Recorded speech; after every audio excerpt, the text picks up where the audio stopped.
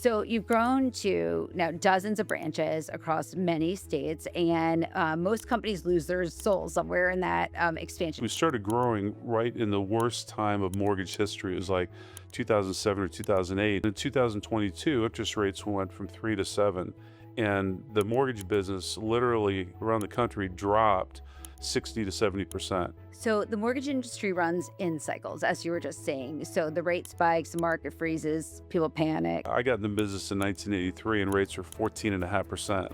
So walk me through the thing most people get wrong about the mortgage business. I always say that our job is really one of the jobs is to manage fear of the client. The big thing is communication. Whether something's good or bad, the client wants to hear from you. You have 30,000 reviews and a rating that's practically 5 stars. You got to be upfront and stay in contact. Welcome to the Bay Builds. I'm Tracie Domino. In 1995, my guest today started a mortgage company. With no brand behind him, no branches, just a former loan officer who believed he could do it better than the places he'd worked for. 30 years later, the mortgage firm has dozens of branches across the Southeast, licenses in 30 states, plus the District of Columbia, and billions of dollars in loans closed. But here's the number I keep coming back to: roughly 30,000 customer reviews and a rating that sits practically at 5 stars. In an industry people love to complain about, he built one people actually trust. That does not happen by accident. It does not happen overnight. Brett Lindquist is the co-founder and CEO of the mortgage firm and calls Tierra Verde home. Today, I want to get into how he actually did it, the 30-year version, real estate and interest rate cycles and all.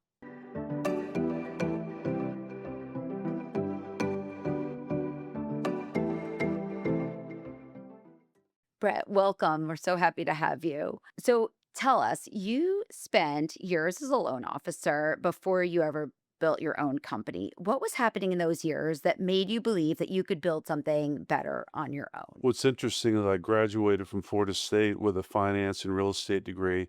And back then, banks did most of the loans. So mortgage banking wasn't as big. But through a family connection, got involved with a mortgage company in Orlando, Florida. And then I was with a couple other mortgage companies in the next 4, 5, 6 years. And then just had a friend call and say, hey, we're thinking about starting a company. The three of us were good producers. We brought in loans. And as long as you can bring in loans, you keep your costs low, you can, do okay and keep the company growing. So we grew from there. That's awesome. So that was 1995, correct? Correct. Right? So you launched the mortgage firm, and tell me about that first stretch before the branches and the billions of dollars in loans, when it was just an idea and a lot of risk. What did you tell yourself in the hard days? Like, what was really going through your head when you were starting that? it's, it's funny you ask. So when we first started the company, we each were working for different companies. So I was the first one to go into the new office, and they weren't there yet. So I was in this office all by myself, going, "I hope this works." But really, we just kept doing what we were doing. If you're a good loan officer, our business, we go to realtors and builders and financial planners and accountants and ask them to refer buyers to us. And so we kept doing what we were doing. And then as it grew, we needed, some staff and some help. So we grew from there. Well, I'm sure your relationships had already been built with all of Yes. those referral sources. So, was there a person back then who believed in you before the results really showed, or who was that, and what did they see in you? I had each company that I worked with. So I graduated school in 1983. Each company I worked with, I had a really good manager. And I was also a hard worker. So I did well for the company, but I had two, three, four mentors before before we started our company. And so, I've had a lot of help along the way, and just coaching, goal setting. I was an athlete, so have always been big into goals, but it was just putting in the hard work. So it's interesting you said that. You said you're an athlete. So at Florida State, you were an athlete and a Yes. scholarship swimmer, captain Yes. of the team. Yeah. At what moment did finance and real estate go from a major you were studying to something you felt pulled towards? That's a good story. So my father worked for Sheraton Hotels, and so it was hotel restaurant. And of course, Florida State has a great hotel restaurant school. Well, that's what I signed up for. And then my father was a resident manager, so he never left his job. And I thought to myself, why the heck am I going hotel restaurant if that's the way my life's going to be? So I switched to finance. And so I got a finance degree during the 4 years of while I was swimming. And I wanted to experience college and go an extra year because I was tired all the time. So I got a real estate degree after that. So major in finance and real estate, but residential lending, which is what we do, wasn't that popular. They don't teach that in school much. And so I just kind of lucked into it and connected with a great manager and a great mortgage lender and started from there. So you started swimming at 5 years old, Yes. and I know we had talked about this before, but that was because you were partially with your dad or with your family in the hotels right back here in St. Pete. Yes. And looking back now, what did the sport teach you as a young kid that you only recognize as a gift much later once you're running a company? Well, it's just the first one thing I've realized about me is I like having coaches. Mhm. And so I always have different coaches. Even now, I have two or three mentors or coaches that I work with. But so we lived in a Sheraton down by the Skyway Bridge. It's called Sky Beach now. I don't know if this is an ad for them, but it was a Sheraton back in the day. And we had a young man come and say he wanted to start a swimming program for the Sheraton that we lived at. There was a nice training pool, and it grew from there. And we were lifting weights and doing things at 6, 7, 8 years old that was ahead of its time. So, but we also had 3 practices a day, 7 a.m., 12, and then 5 in the afternoon, which is very uncommon also. I don't know anybody that goes to 3 practices a day, but it taught me, discipline, focus, being on time. Of course, you're competing all the time too. So I've got, all that stuff I got when I was young. Right. And I'm sure that that early success in that really just showed that when you commit to something, that the results come from that, Yeah. right? Yeah. I enjoy finishing the job. Whatever I'm doing, I want to finish it and then go on to the next thing. So, yeah. So walk me through the thing most people get wrong about the mortgage business. From the outside, it looks like paperwork and rates. What's the real craft underneath? I always say that our job is really one of the jobs is to manage fear of the client because you hear about the nightmares in residential loans and all the paperwork we need to get and bank statements and pay stubs and tax returns, and people are worried, if you don't close on time with the contract that you've written, there's a chance you could lose your deposit or lose the house. So we really focus on the customer service of the business and high communication. So we stay in touch with the buyer Mhm. at least once a week, if not twice a week, throughout the process. Usually, a closing is going to be within 30 to 60 days, but staying in touch with the client, they want to hear it. They're just glad to hear from us. And we also contact the referral source at that, every week. We usually get business from realtors and builders and also the listing agent who listed the property. And so all of them are very appreciative. So if something's, going well or not, everyone knows what's going on. So there's no question. But it's been focusing on the buyer. And that experience is it's something you don't hear too much, honestly, in that realm. As anyone who's probably gone through the mortgage process could probably tell you. So you've grown to now dozens of branches across many states, and most companies lose their soul somewhere in that expansion. How do you scale without it becoming a machine that forgets the person on the other end of the loan? Well, I've always been a high relationship person. Something I really enjoy is developing the relationships with the employees. So, and I'd consider them friends. Like I don't like being called the boss. Mhm. Please don't call me boss. I'm just not that. So, but we had one branch in Orlando for about 10 years, and then we started growing. Actually, we started growing right in the worst time of mortgage history. It was like 2007 or 2008, and our business was going down so much. We thought if we don't start growing, we're going to be out of business because it was like the mortgage meltdown. And so our first branch was in Tampa, Florida, and then we opened in Jupiter and Lakeland, and we went from there. But over the course until 2020, we were up to 65 branches. And so to your point, that's one thing you do lose. You don't have the great or as many or as long great conversations that you would normally have with the different employees. So, and then in 2021, 20 and 21 were like the peak years is right after COVID. but Mhm. people were buying homes out from the city and wanting to get away or improve their properties. So there's refinances and purchases going on.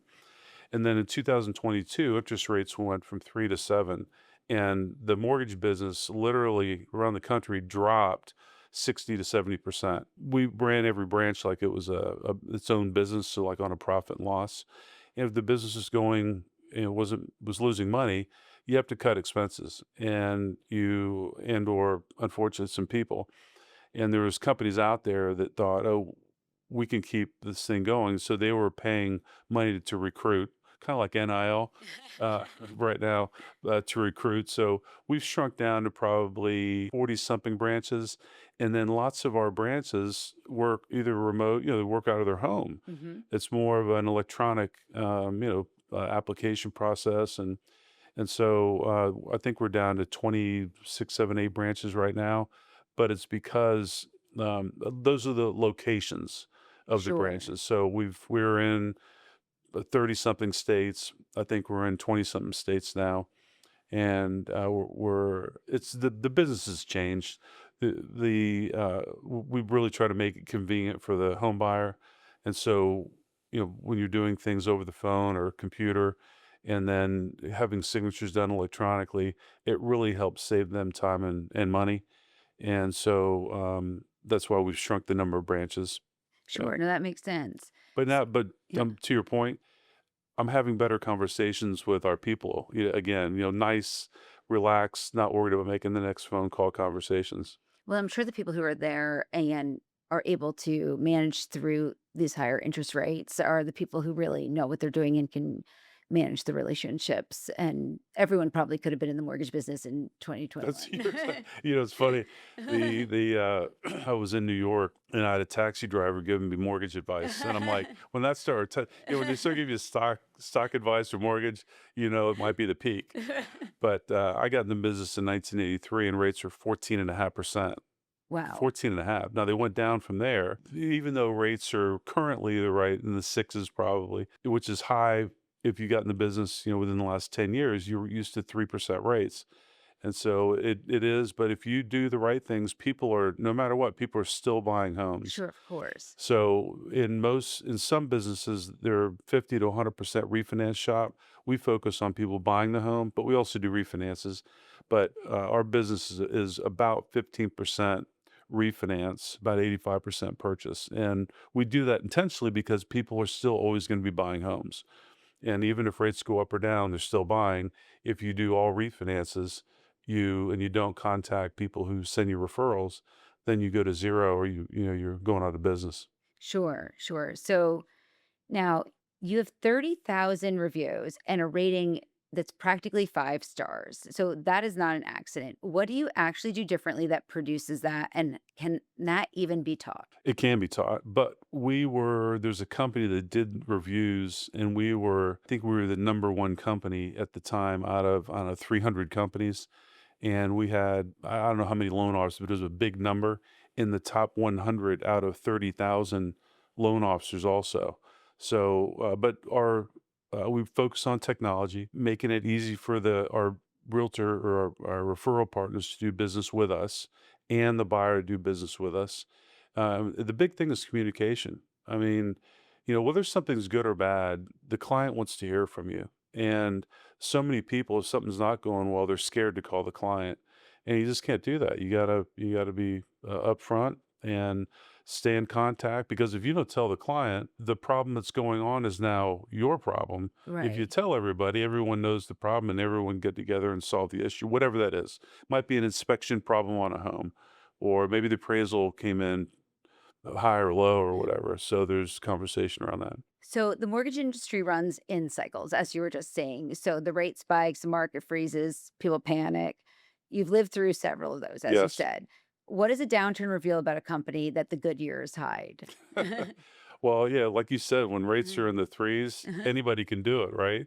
So let's, the word grind comes out of my mouth, but then it might be overused, but you have to grind. I mean, you have to continue making the call, even though you're not, the rates are higher and people wish the rates were lower. you still have to go out and connect with people and make them feel better about the market. And, we talk about, hey, listen, if the rates drop, whenever year, 2 years from now, Mhm. hopefully they'll be dropping soon, but you'll have an opportunity to refinance. So now's the time to get in. What's amazing is I saw this chart from like 1970 something through current.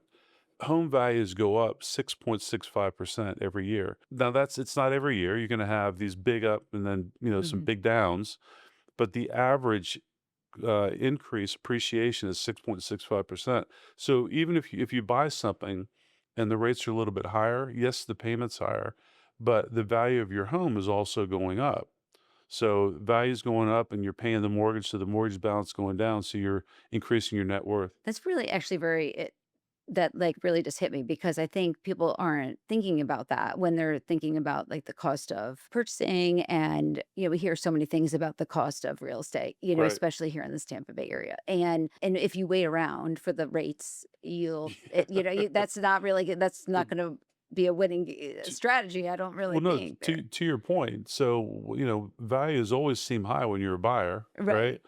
And but the thing is, if you factor in that 6.65% number, I mean, if you buy a $400,000 home, what's that, 25,000 a year? It'll approximately rise. Now, it's not going to happen every year, but we've had spikes where values went up 25%, especially in this market in Florida on the west, all over Florida, but the West Coast has done exceptionally well. Even though we have these storms that come through every once in a while, we still have the appreciation going on. It's a little bit of a lull right now. There's not as many homes being built.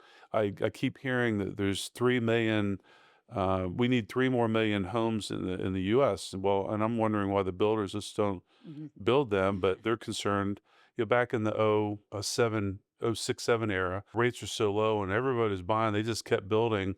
And then it was like that game, musical chairs. Mhm. The music stopped, and all of a sudden there's one less chair, and then it kind of collapsed. So, like 65% of people were underwater in 2009. They owed more than what their houses were.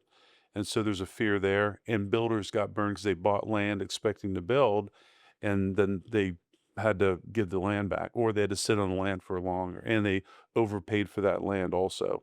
In that case, then, when you're deciding, like, as you were saying before, to open a new branch, if you're gonna do that, what are you looking for in that case? And what are you looking for in the person who's going to be able to handle those ups and downs and represent your company and then also, be profitable? Great question. So, we use a personality assessment called DISC, and it tells several things Mhm. about your personality, but it also tells you your drive, Mhm. and there's some things in it that help you get a better guess whether they're going to do good or not. But usually, the people that we're bringing on have a track record, and they're already doing well. Mhm. And then because of our technology and how we do business, they come on with us because they've never had that technology or learned that before. And so we look for people who are already doing business. We've tried bringing young people in, and it's if they're on a team and they work under a loan officer, the loan officer are the ones that bring in the business. If they work under a loan officer for a year or two, training, it's like a Mhm. training program, they'll have success. But if they just try to come in and start, it's almost impossible because the average age of, let's say, a realtor that we're doing business with is 52 or 53, and you have a 20-something-year-old coming in, and have a really beautiful baby face, and the realtor is wondering whether they can get that loan done or not. Right. And so, of course, there's for us, a big team behind anybody that brings in loans for us to help get the loan done. But we look for people that already have a track record. Well, that makes sense. It's too, like, big of a transaction in Yes. people's lives, and I imagine for the referring people, it's their reputation on the line too, so they wanna make sure that they feel comfortable, and they probably don't change too often. If they're having a great, relationship with one of your people, then they're happy there, I would imagine, Well, so which that is good too. I mean, with those great reviews. yeah, it is about they're referring you, so their reputation is at risk, and then also it's not all about money, but we're holding their money Right. in our hands till it closes. If it doesn't close, they don't get paid. And so their livelihood is in the loan officer's hands. So, all good realtors they have to have a go-to mortgage person. And so there's lots of mortgage companies. There's a lot less now than there was in 21, but there's a lot less transactions going on. Mhm. If I didn't mention it earlier, our industry's down about 60-70% from the peak in 20 and 21. Still low. That's crazy, Yeah. especially with how many people move to Florida still Yeah. all the time. Well, that's nationwide. So nationwide, the mortgage Oh, industry's wow. down like that much still. So you've spent your career watching the Florida housing markets rise, cool, rise again. Now that you're living back here in the Tampa Bay area, like back where you started, what can you see happening in the region's market and the rest of the country is only starting to catch on to? Well, Tampa's such a great market. I'm involved with Florida State that we have that in common, and so I do some mentoring with some students, and also, I'm on some boards up there, and so there's a lot of talent or a lot of people on the boards who are from this area, and it's just it's a thriving. We have the ocean, we have there's a lot of young people in town. It's just a happening. Tampa in particular, and St. Pete too, Mhm. and Clearwater. I mean, Yeah. all these the tri-county or whatever the area here, they're all doing well, but there's a reason for that. Well, why is that? I mean, because there's happening people who live here and are moving here. It's a great atmosphere for young people that get out of college and start your social life is fantastic. You go to the beach. There's just lots of you can meet a lot of new people. So, and we were in I don't know 26 states, so we knew the markets of the different towns. I actually went to high school up in Birmingham. We had a branch up there, and every town has their great characteristics. Or so, but this area in particular, to me, is got to be the hottest in the country. Well, that's always good news to hear.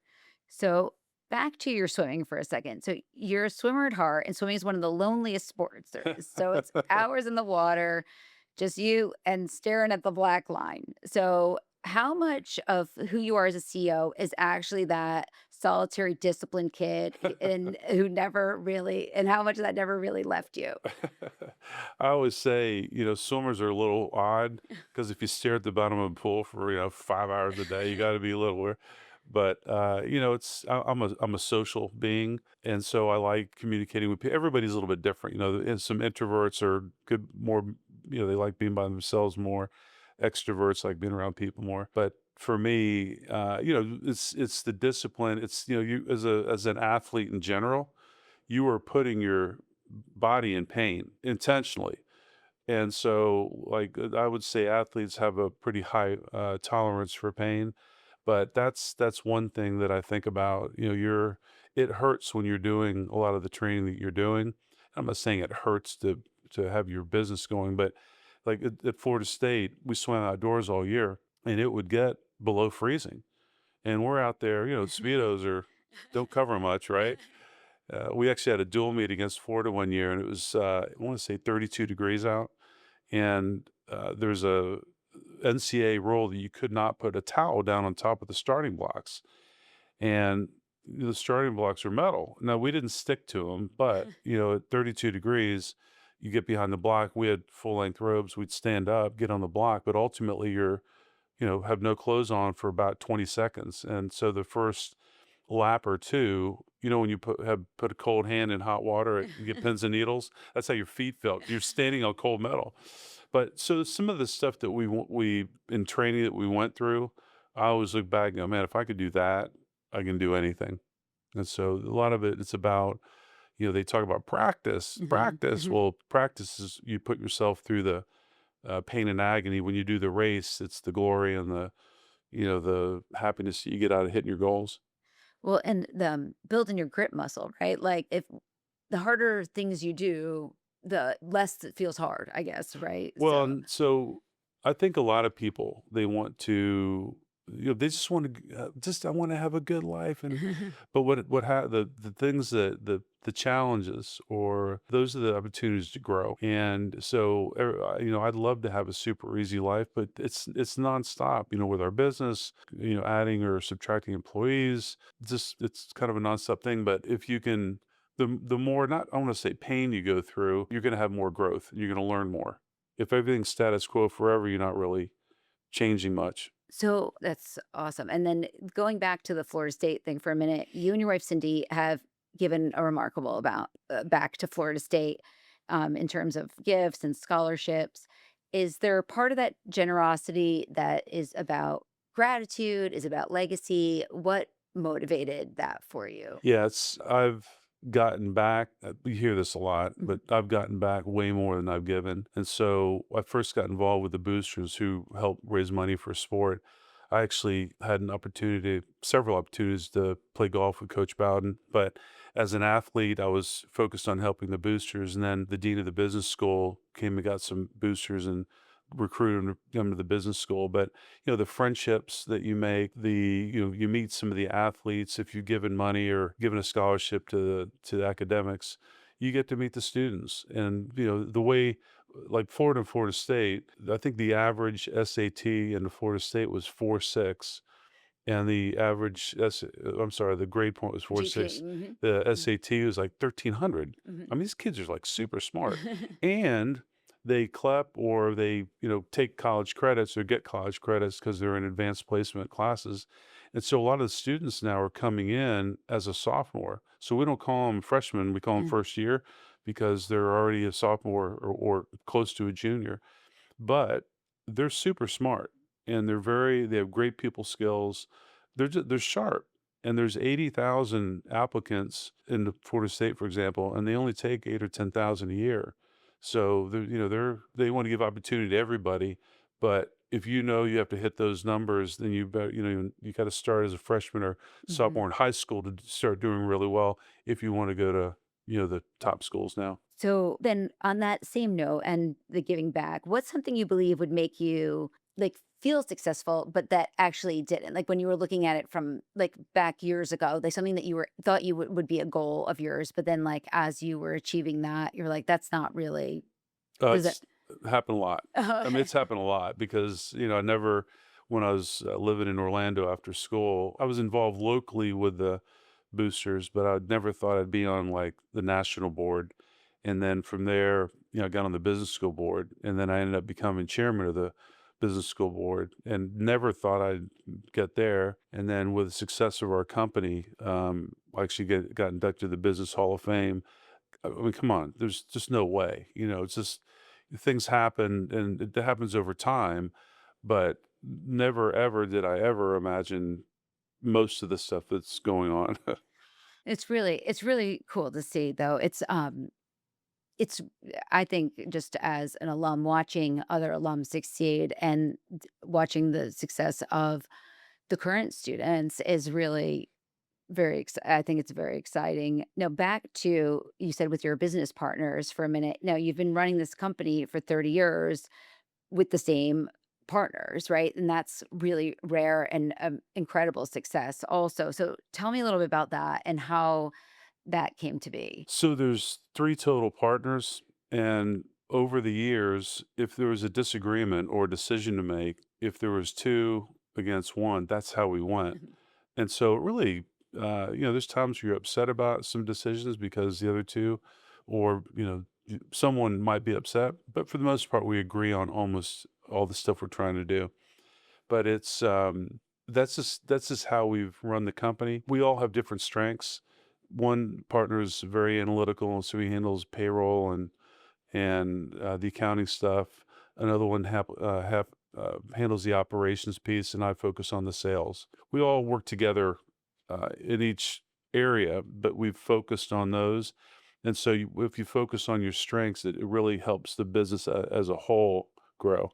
So the mortgage firm is in a strong place right now. And when you picture the company 20 years from now, long after the day to day is someone else's job, what do you hope is still true about it? I just, we have focused on being one of the good guys and really giving great service. And that's the tradition or the reputation we want to carry forward. And we have incredible people that are running the company.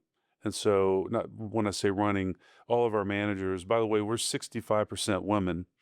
and our leadership is probably either 85 or 90% women. And so, and we're also diverse. So, and we focus on that. But if something happened to one of the partners, the company would still keep rocking along because the staff is, and there's lots of people who have been with us for 20, 25 years. And that says something, and it says something about them. It says something about how we do things. But it's, you hear a lot of leaders say, I'm not the smartest guy, but if you hire, correctly, you hire the smartest guy, that's the important thing. And so we've done that with the talent that we have. That's awesome. So you've helped thousands of families get into homes, many of them their first homes. So put that into words for me. What does it actually mean? Like your work is woven into so many people's individual lives. You know, it's the biggest investment most people ever make, and so it is really incredible. You're so focused on helping the next month's clients and next year's clients that it's really nice to sit back and reflect on that and how many people we've helped. So, but I don't do that often because I'm thinking about going forward a lot. But it's come on, it's just incredible that we've had this run with the people that have come on with us, and of course, there are all these talented people that work with us. We get way more than they get. Well, I shouldn't say it that way, but Mhm. we really work together well as a team. And so I'm really excited. We just opened up a branch in Tallahassee, and so they're all very talented women that are on the team, and so we're going back into growth mode. So last big question. So never mind the loan volume and the branches for a second, but when people say your name a generation from now, what do you hope they mean by it? Well, I mean, I really try to be a nice human being. Mhm. So I like being a giver, and that would be the what I hope people say is one of the nicest guys I ever met. That's what I say about my father, Mhm. and I hope that they say that about me. So now we have a lot last section of the interview called the lightning round, which is the same with 3 questions we ask everyone. Okay. So first is what is your hype song or what your walk-up music, if you will? There's so many of them, and you got me. I'm drawing a blank. Wish you would ask me that before we started this. That's all right. If it Uh, comes to you, you can tell me later. What is your current favorite Tampa Bay restaurant? Again, there's so many of them You could say also. more than one. Yeah, gosh, you got me. But there's several in we're in St. Petersburg Well, in most St. Pete, yeah, for sure. Malio's, Yeah, I think there's one in Tampa too, but it's on the incredible. beach. Was just there this Mhm. past week. There's several really good Italian restaurants. We live down in Tierra Verde, which is the very southern tip of St. Pete, and my wife does a lot of Uber Eats. She can rip off all the names of different restaurants, but anyway, so there's just so many of them. And what is the best business gift you've ever received? Probably from you. Best gift. It's more of a. I think when I think of personal things. Mhm, So if it might have been even like a note, mhm. from someone or something personalized with whatever whoever was giving it to me had a message to Sure. me on it, or even a Forest State gift. Any Forest State gift is awesome. So Well, that's great. Well, Brett, thank you so much. We really appreciate you being here with I us. appreciate you having me. Thank You're you. awesome. I hope you heard what I heard in that conversation. Brett Lindquist is a man who started as a kid alone in a swimming pool and turned that same discipline into one of the most trusted mortgage companies in the Southeast. What stays with me in that the numbers, the billions closed, and the thousands of 5-star reviews were never really the point for him. The point was the family on the other side of the table getting the keys. That is a story worth telling, and we're lucky to have him calling the Tampa Bay area home. If today's conversation meant something to you, follow the Bay Builds wherever you get your podcasts and pass this episode to someone who needs to hear it. We are building something here in Tampa Bay, one story at a time. I'm Tracie Domino, and I'll see you next time.